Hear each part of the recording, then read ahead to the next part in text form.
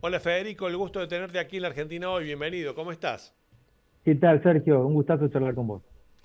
E igualmente, decía en la introducción, en la presentación del programa, que tu libro vino a cubrir un vacío que existía, que era registrar en términos del análisis politológico, del análisis político y también de la registración histórica, la experiencia política del peronismo de Córdoba, su proceso de gobierno, la forma con la que paulatinamente a lo largo de los años se fue diferenciando, en tanto fue contemporáneo de los gobiernos kirchneristas fundamentalmente y también del gobierno de Macri, y ahora en estos tiempos más cerca del gobierno de Javier Milei.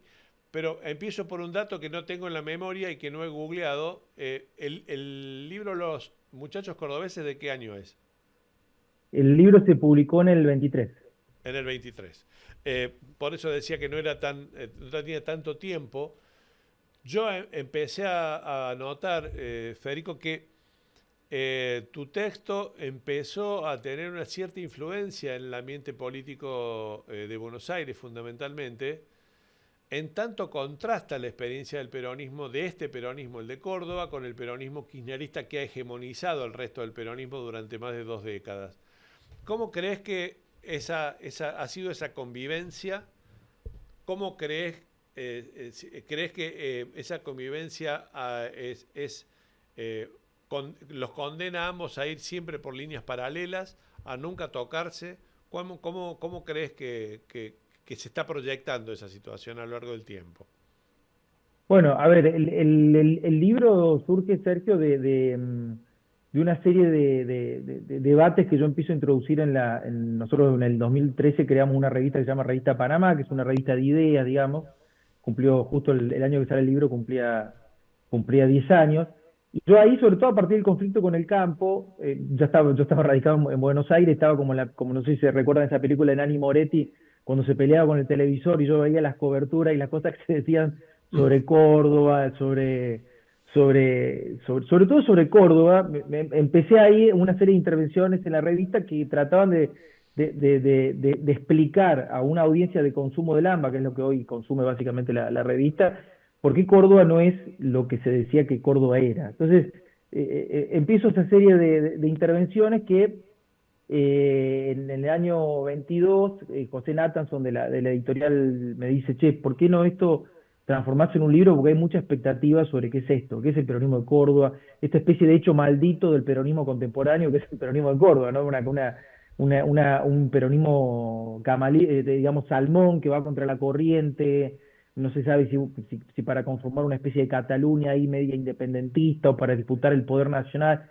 Y bueno, y surge al raíz de eso ese libro en el que yo trato, digamos, digamos, de revalorizar esa experiencia con todos los matices, los grises que uno pueda tener, pero en tanto y en cuanto, digamos, desde el punto de vista de un peronismo en crisis, que es la matriz nacional del kirchnerismo realmente existe, está atravesando hoy una crisis muy fuerte, una especie de iglesia que se desmorona. Bueno, en ese marco es como cuando habían dos papados. Bueno, hoy queda como una alternativa, aunque no sea una alternativa políticamente efectiva, digo, esto incluso puede discutirse, pero por lo menos como una alternativa para pensar desde el punto de vista de las ideas una forma diferente de transitar de lo que podría ser un peronismo diferente en la Argentina. Y bueno, y como excusa, obviamente, como soy un fanático del Sarmiento, soy un sarmientino declarado, dije, bueno, que me sirva también de excusa para contar un poco sobre Córdoba. Entonces el libro tiene efectivamente una segunda parte, que es la historia del peronismo de estos últimos 20 años, del peronismo salmón y peronismo protestante, peronismo salmón, le digo varias cosas ahí, y también la idea de esto de utilizar la primera parte para hacer una especie de sociología sobre por qué eso surge en Córdoba y no en otro lado. Es un poco la idea, ¿no? Recién Federico, citabas el momento del conflicto del campo, estamos hablando de primer semestre del 2008. Recuerdo perfectamente esos días en los que hubo un día en particular que se anunció una manifestación hacia la Casa del Gobierno de Córdoba por parte de la Federación Agraria y los gremios del campo que iban a protestar. Ya habían empezado los cortes en la Argentina, en el sur de Córdoba, etcétera. y anunciaron dos de los referentes políticos opositores al gobierno provincial de Córdoba que iban a participar, que se iban a sumar a la protesta del campo. Inmediatamente iban a participar Luis Juez y Mario Negri en ese momento, un dirigente radical y otro del Frente Cívico. Inmediatamente José Manuel de la Sota, que estaba en Río Cuarto, fue y se sumó a un piquete que estaba en La Carlota o en La Bulalle. E inmediatamente el entonces gobernador Juan Schiaretti cambió a una posición de cierta neutralidad y pasó a defender con mucho más énfasis de lo que ya lo estaba haciendo los reclamos del sector agropecuario. Ese momento que yo te acabo de describir es, a tu criterio, el momento final del rompimiento con el kirchnerismo, con el que el peronismo de Córdoba había convivido, si bien se había diferenciado, había convivido desde el 2013 en adelante.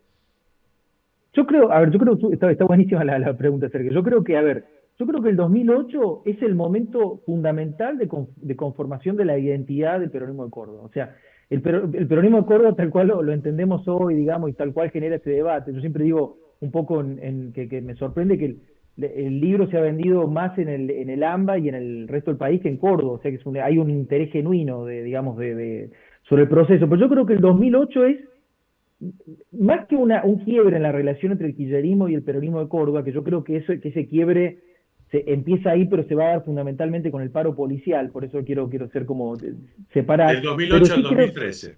Primero del lo rural, 2008 al después lo 2013. urbano. Después lo urbano, exacto. Pero sí creo que para el peronismo de Córdoba es una marca identitaria que termina de darle un lugar en la galaxia conceptual de la discusión política nacional, ¿no? Porque es un peronismo que claramente, digamos, se pone la hoja de ruta de sectores productivos o con una comprensión de sectores productivos que ya no eran lo que era cuando nació el peronismo, ya no estábamos hablando de aquel viejo campo, sino estábamos hablando de una nueva ruralidad muy dinámica, que es una cadena de valor, donde entra la ciencia, están los productores también, está la ecología, o sea, hay un montón de dinámicas dando vuelta, y el peronismo de Córdoba en ese conflicto, digamos, construye una nueva economía política, acá está el punto, ¿no? O sea, construye una nueva economía política que ya había insinuado de la Sota y Schiaretti fueron muy inteligentes en ese proceso, pero lo terminan ahí digamos, de hacer un sedimento. Y me parece que ese conflicto tiene para el peronismo Córdoba esa relevancia desde el punto de vista, digamos, de su recorrido. Claro. Vos mencionabas recién la huelga policial del 2013, diciembre del 2013, una huelga que terminó en saqueos y en una huella muy dolorosa y persistente que todavía se recuerda con mucho dolor en la ciudad de Córdoba. Eso ocurrió en la ciudad de Córdoba. Y ahí hubo también una acción o una inacción, una decisión política del gobierno nacional, de Cristina Kirchner en ese momento, de no enviar fuerzas a conjurar la huelga policial, a restablecer, aunque sea precariamente, la seguridad perdida. ¿Eso vos creés que es el punto ya definitivo de quiebre? Empezó en el campo, terminó en la ciudad. Claro, porque yo creo que el conflicto del campo no deja de ser un conflicto sectorial, ¿no? Entonces había todavía una cierta posibilidad, digamos, de encapsular la relación del kirchnerismo si se encauzaba esa dinámica, digamos, sectorial, que el kirchnerismo hizo varios intentos con el ministro Domínguez, que fue un ministro, digamos, que tuvo buena relación. Va a hacer el kirchnerismo algunos intentos, pero lo del tema policial ya es un tema que excede lo sectorial, ¿no? Es como la de Córdoba un poco que dice, che, me abandonaron, ¿no? Es como y obviamente que además tiene un impacto por fuera de Córdoba, porque como vos marcás, uno de los epicentros que tiene es el barrio Nueva Córdoba, que es el barrio donde viven los estudiantes digamos, del grueso de la Argentina, entonces eso, digamos, en esas noches empieza a trasladarse a Salta, a Tucumán, a Catamarca, o sea, hay como una onda expansiva, digamos, que te toma toda la provincia y que además se expande digamos, es un punto, yo creo que así como te digo que el 2008 es muy importante para la identidad del peronismo de Córdoba, yo creo que es un punto muy importante de la ruptura del kirchnerismo con el interior del país, lo del 2013, por más de que efectivamente se dé en Córdoba. Hasta ahora hemos mirado en los años que pasaron, en la construcción, en la definición, en la diferenciación podríamos, si querés, Federico, entrar en algunos matices, porque hubo momentos de acercamiento y de distanciamiento, no es simplemente una cuestión lineal esta separación entre el kirchnerismo y el peronismo de Córdoba. Sin embargo, ¿cuál crees vos que son los elementos que más diferencian el peronismo de Córdoba respecto del kirchnerismo en el imaginario político argentino, que ahora empieza, como decís vos, a discutirse un poco más fuertemente en el escenario nacional, en Buenos Aires? A ver, yo creo que uno de los elementos más originales desde el punto de vista del análisis político del peronismo de Córdoba es que es un peronismo que logra resolver el problema de la sucesión, logra encontrar una fórmula sucesoria en una tradición para la cual el problema sucesorio es como una especie de agujero negro, ¿no? Ese famoso discurso de Perón: mi único heredero es el pueblo, que es como decir, después de mí no hay nada. Digamos, Perón tenía mucha desconfianza de todos sus sucesores, entonces construye esa frase. Y bueno, ya ha sido el problema recurrente del peronismo, el problema de la sucesión, ¿no? Es un problema digamos, el peronismo de Córdoba, al ser un peronismo con un liderazgo que se construye en el llano, y eso lo obliga a tener un liderazgo muy plural. O sea, digamos, estaba De la Sota, estaba Schiaretti, pero también había otras figuras que formaban parte de ese elenco, digamos, digamos, que empieza a transitar los 80 y que termina en el poder a fines de los 90. Digamos, le permite, y más las internas, etcétera, le permiten adquirir una especie de liderazgo plural, que es un liderazgo con check and balances, digamos, y que además resuelve el problema de la sucesión de una manera no clánica, ¿no? Porque esta es la otra tentación, está la tentación de Perón, de, digamos, decir, bueno, acá se termina, y después la tentación, que es muy común en la política argentina, es decir, bueno, como no tengo confianza en nadie, digamos, no quiero que nada se construya alrededor mío, voy por una sucesión clánica, familiar, endogámica, digamos. El peronismo de Córdoba, digamos, producto de haber construido una élite plural a la década del 80 y 90, le da una solución muy creativa y original a ese problema de la sucesión, que es una sucesión, digamos, interélite, ¿no? Entonces, eso queda muy plasmado entre los gobiernos de Schiaretti y de la Sota, en los equilibrios que ellos se dan, cuando uno sale del poder político, del poder estatal, el otro se corre de la discusión con mucho respeto, etcétera, y tiene este salto, digamos, más generacional entre la generación esa de los padres fundadores, entre comillas, y la generación de Yarlora, que es muy sustantiva. Si uno lo compara eso y lo contrasta con lo que le está pasando al kirchnerismo a nivel nacional, la diferencia es brutal, ¿no? Porque es un proceso, digamos, con un liderazgo que no se corre, que no deja que nada crezca a su alrededor, que cualquier cosa que asoma lo asfixia, lo ahoga. Bueno, lo de Kicillof ha sido brutal en este año y medio, digamos, en ese sentido. Eh, pero me parece que ahí hay una originalidad muy importante. Esa creo que es la primera.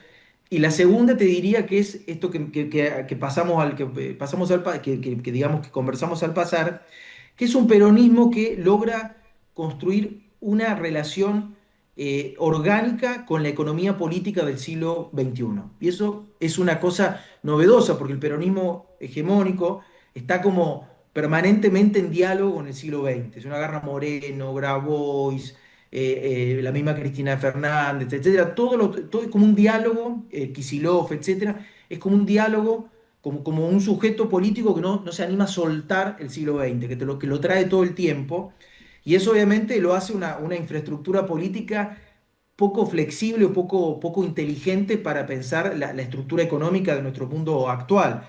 Me parece que eso, digamos, ahí hay una segunda nota de originalidad, que salirse de esa hoja de ruta. Primero, digamos, se salen con el desarrollo de lo que va a ser la industria del software en la provincia de Córdoba, etcétera, y después con la relación orgánica con el sector agropecuario o bioagroindustrial, digamos. Y eso es una originalidad que arma una especie de peronismo anclado a una economía política dinámica. Y ahí me parece que es una particularidad que hoy también las dos cuestiones, digamos, entran en discusión. Déjame que le diga a los oyentes de Cadena 3 que se han sumado en los últimos minutos, que estamos hablando con Federico Zapata, politólogo cordobés, autor de Los muchachos cordobeses, un libro sobre la experiencia del peronismo en el gobierno de los últimos 25 años, aquí en la provincia de Córdoba. Eh, Al respecto, yo te agregaría un elemento más, te lo hago más como en forma de pregunta que como afirmación, naturalmente. También hay una diferencia en los niveles de relacionamiento entre la economía real y el poder. En Córdoba, el peronismo de Córdoba ha tenido una relación amigable con los sectores de la producción, tanto de la industria como del campo. En general ha habido chisporroteos, pero no ha sido una situación de confrontación como habitualmente ha tenido el kirchnerismo en el gobierno, ni hablar con el sector agropecuario, pero también con otros sectores. Claro, sí, estoy totalmente de acuerdo. De hecho, cuando yo me refiero a una nueva economía política, también entro ahí en eso que estás marcando vos, que es como la matriz gubernamental, digamos, de una idea donde el Estado, en el kirchnerismo, el Estado es el epicentro del desarrollo económico. O sea, no hay desarrollo económico sin Estado. De hecho, el Estado tiene que, en una concepción muy patagónica, incluso, digamos, y muy porteñocéntrica del sector privado, porque son sectores, digamos, son regiones con actores, digamos, muy concentrados, esta idea de que el Estado tiene que ser el primer motor y en el peronismo de Córdoba, eso, digamos, probablemente por ser un peronismo que llega al poder en una sociedad mucho más compleja que una sociedad patagónica, con mucho más actores, con un sector mucho más desconcentrado como es el sector bioagroindustrial, es un peronismo que tiene que construye una teoría del Estado diferente, en donde se piensa como, en todo caso, como en la larga marcha de la historia cordobesa, con esta idea de que en Córdoba la revolución no es una revolución del poder, sino es siempre una revolución de la sociedad, es decir, cómo el poder político, la élite política, jerarquiza, revoluciona y dinamiza la estructura social y económica sobre la que opera. Y eso obviamente implica tener una relación mucho más cooperativa, mucho más convergente con el entramado social y económico, que en una lógica en donde, digamos, el Estado y la élite política piensan que la sociedad es atrasada y hay que reconvertirla, ¿no? El kirchnerismo es como una especie de historia de una idea de hay que reconvertir a la sociedad para que se parezca a nosotros, para que se parezca al kirchnerismo, entre comillas, y el peronismo de Córdoba hace como un rulo al revés. Dice, bueno, nosotros partimos de una sociedad dinámica, de una sociedad plural, de una sociedad no, donde el peronismo no es una primera mayoría, y lo que tenemos que hacer en todo caso es, para funcionar en el marco del etos cordobés, pensar cómo aportamos o cómo aportamos a la jerarquía y a la dinamización de esa estructura económico-social. Y ahí sí también, como decís vos, hay una singularidad en ese marco, sin dudas. Tu libro tiene 2 años. En estos 2 años empezó un recambio, no solo de gobernador, sino un recambio generacional dentro del peronismo. El libro recoge la experiencia de la Sota, el líder original del peronismo de Córdoba, hasta su muerte, lo fue en realidad, y de su complemento, y ahora líder del peronismo de Córdoba, que es Juan Schiaretti. En esos diferentes perfiles que ambos tenían, hubo una convivencia y hubo un relacionamiento que les permitió, lo describiste vos muy bien, les permitió ir solventando el problema histórico que tiene la política argentina, que es el de la sucesión. Este gobierno de Martín Yarlora es el mismo un dirigente que continúa a De la Sota o Schiaretti, o tiene un perfil ideológico propio, diferente en términos económicos, quizá de mayor, lo hago como pregunta, quizá de mayor intervención del Estado en la economía, a diferencia de lo que aplicó Schiaretti fundamentalmente y también eventualmente De la Sota. A ver, ¿qué creo? Obviamente con todas las singularidades del caso, con un proceso que está recién abierto, que hay que dejarlo que madure para por ahí sacar conclusiones más sólidas, pero en lo que he visto, yo tengo una sensación de que, a ver, eh, las características que veo en el gobernador de Córdoba hoy, digamos, no se explican sino como parte del proceso político en el que se formó. ¿Qué quiero decir? Que veo por ahí que es un dirigente que, a diferencia de la Sota, que era un tipo que no era un fanático de la gestión, era un fanático de la política, digamos, es el hombre que arma la acumulación política del animal.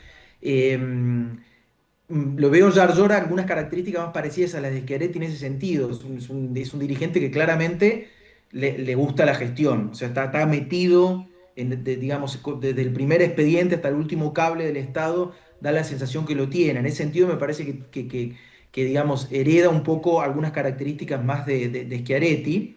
Y por otro lado, me parece que a diferencia de Schiaretti, le gusta más la política, es decir, es una persona también que hereda desde el punto de vista de la acumulación política, algunas cuestiones más de De la Sota en relación a la vocación de poder que tiene. O sea, digamos, nacionalmente, a Schiaretti, a Giorgioro le pasa al revés que a Schiaretti. A Schiaretti nadie le creía que iba a salir en la Argentina porque había que un poco sacarlo con tirabuzón de Córdoba, parecía que era un hombre de Estado hecho para Córdoba, ¿no? Digamos, y ha costado mucho sacarlo, siendo un tipo muy respetado en la política nacional, y a Giorgioro es un poco al revés, nadie le cree que no va a salir, digamos, ¿no? Y eso, en eso me parece que se parece un poquito Claro. más. Así que yo te diría que lo primero que estoy viendo en este año y medio es un liderazgo con características nuevas, digamos, pero que sin duda se entiende en el contexto de la formación que le han dado, que le han impreso esos dos grandes baluartes que han tenido el peronismo en Córdoba, sin duda, ¿no?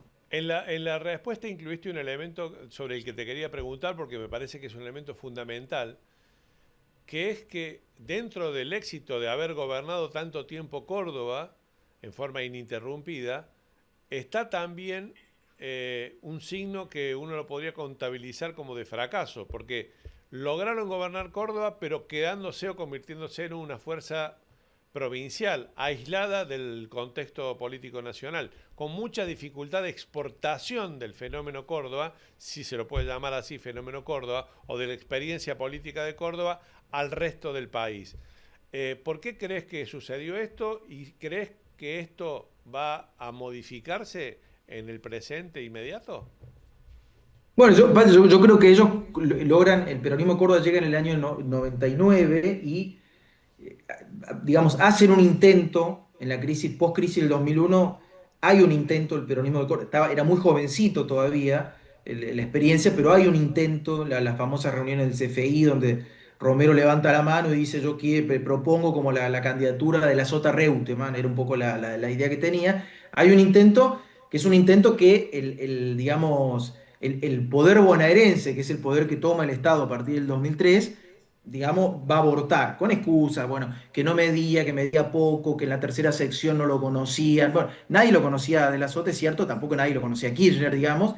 En realidad lo que el poder bonaerense busca hacer en el 2003 es tratar de encontrar algo que veían más administrable, más gerenciable, y obviamente que a De la Sota, con el recorrido político que tenía en la década del 80, nadie pensaba que alguien lo iba a manejar a De la Sota. Y estaba la fantasía sobre Kirchner, que después es una fantasía equivocada, porque después Kirchner, digamos, Así es. se transforma en el jefe del peronismo. Dualde iba a manejar a Kirchner y Kirchner terminó liquidando políticamente a Dualde muy rápidamente.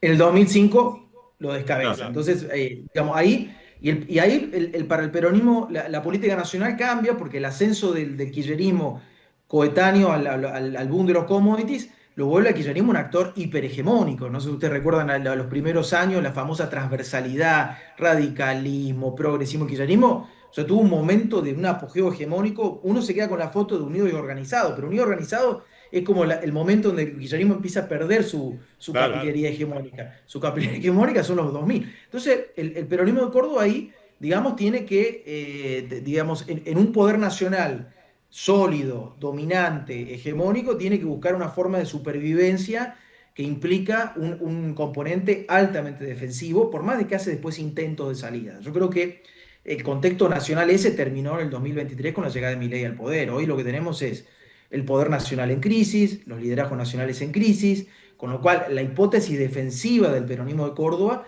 es una hipótesis que no tiene correlato con el contexto nacional, va a tener que construir una nueva estrategia de relacionamiento con lo nacional que probablemente está insinuando, digamos, con estos primeros pasos de Schiaretti y Yarlora jugando en un esquema más sobre un clivaje federal AMBA, pero bueno, hay que terminar de darle forma a ese nuevo aparato estratégico que ya, digamos, necesariamente va a ser diferente al aparato estratégico que gobernó hasta el 2023 el peronismo de Córdoba.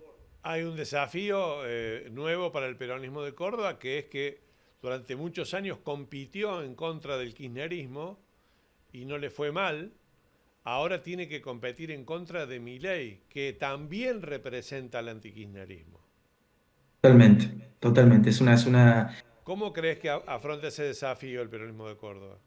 Es difícil, porque Milei expresa antikirchnerismo y además Milei expresa una cosa mucho más profunda, que no es un producto cultural de Milei, digamos, pero que es una especie de estado emocional profundo en el que la sociedad y la política han quedado, que es esta idea de casta no casta, obviamente, ¿no? Entonces, pero el peronismo de Córdoba es una élite que ha generado política, que ha generado resultados en la provincia de Córdoba, pero obviamente que a nivel nacional la sociedad está como enojada con toda la clase política. Entonces, yo diría que le plantea dos desafíos Milei al peronismo de Córdoba. El primer desafío, como vos bien estás marcando, no es un kirchnerista Milei, digamos, o por lo menos no es un kirchnerista en la economía política o en lo económico, después en los modales podemos discutir un poco. Y además, obviamente, Milei expresa una ruptura de la sociedad con la política, del pacto de representación de la democracia del 83, que de alguna manera, y si bien en Córdoba la élite política ha funcionado, la élite profesional, es un tema que hay que gerenciar, que hay que administrar, y bueno, me parecen dos temas que sin duda van a requerir mucha cintura fina y mucho manejo fino de parte de la dirigencia actual de Córdoba. Federico, se nos terminó el tiempo. Las notas de la Argentina hoy terminan con un pedido, no con una pregunta, que es pedirte que nos recomiendes un libro, el que vos quieras. Bueno, a ver, ¿qué pregunta? Si me permiten, voy a recomendar dos libros. Voy a recomendar dos libros. Yo voy a recomendar, Sergio, permitime Por pero estoy supuesto. fanatizado, así que voy a recomendar dos libros. Voy a recomendar el primero, que a veces uno va siempre a los libros, a los últimos libros, pero voy a recomendar un libro que es un libro fundamental, yo creo que la Argentina tiene que volver a leerlo, que es el Facundo de Sarmiento. Me parece que ahí hay, Sí. en la élite del siglo XIX, hay una especie de una élite que se propone una aventura, que es cómo crear, construir un país. Yo creo que el desafío que viene la Argentina es más parecido al de esa generación, que es cómo volver a reconstruir, cómo volver a unir los pedazos de un país, cómo volver a armarlo, cómo volver a... Me parece que ese libro, más allá de lo polémico que es Sarmiento y que hay que separarlo y leerlo, no se puede leerlo con las características actuales, pero me parece que hay algo ahí que está bueno. Y lo segundo, recomiendo un libro de un cubano-americano que se llama Gurri, que se llama La rebelión del público, y es un libro que describe muy bien, está publicado en la Argentina en castellano y describe muy bien el desafío que le implica a la política, la revolución digital, la revolución del conocimiento, la revolución de la información y cómo el desafío que le implica desde el punto de vista de armar una nueva política capaz de articularse con esta nueva realidad productiva, que es el gran desafío. Hoy aparecen, digamos, populismos digitales por distintas fases del mundo, la democracia occidental un poco en crisis. Me parece que es un libro que describe muy bien eso y que ayuda a pensar un poco mucho los desafíos que tenemos para adelante. Federico, un placer haber conversado con vos en la Argentina hoy. Un abrazo enorme. Muchas gracias.